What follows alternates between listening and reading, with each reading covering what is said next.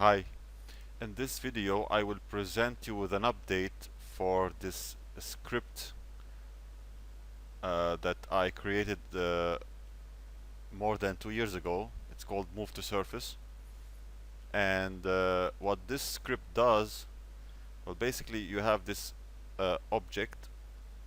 This is the target object.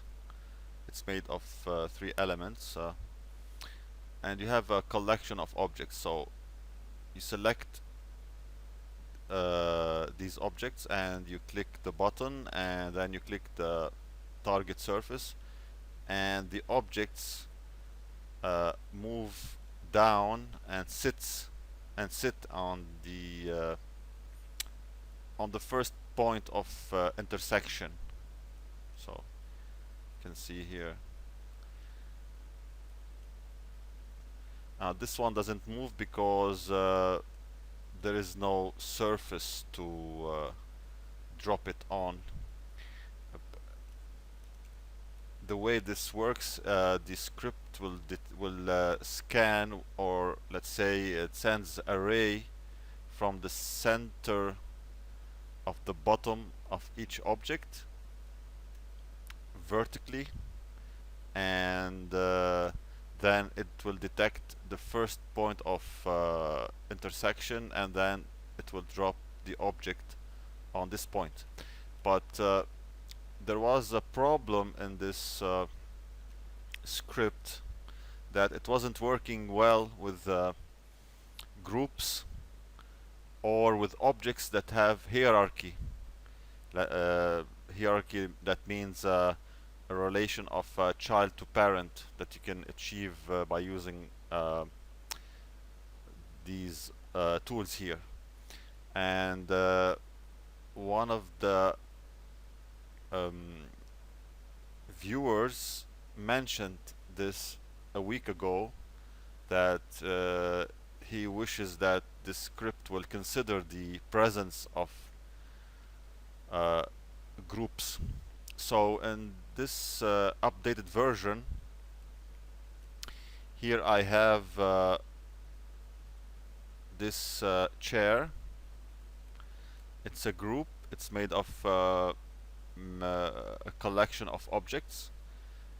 Now if you select a group and you click the button and the target surface, now the group sits perfectly on the surface. Before, in the old script, the script was working with each of the objects inside the group separately, so it was messing up the group. Also, here I have these 4 objects, and these 4 objects are in a hierarchy, the child to parent. I have this box. This box is a child of this box, and this one is a child of this sphere, and the sphere is a child of the pyramid. So basically the pyramid is the topmost parent. In this case, if I select these objects, the script will consider the topmost parent of this group of objects, which is the pyramid. So if I click now the button and select the target surface, the pyramid will be dropped, and the relation between the childs and parents will be maintained. So basically that's it. And if you already installed the old one, you can remove it if you like. There is another video in this in the same playlist on how to uninstall a macro script.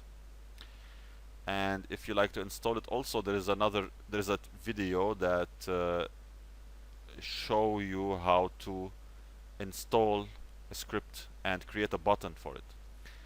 So that's it for this video, and if you like it, please press the like button and subscribe to the channel, and see you next time.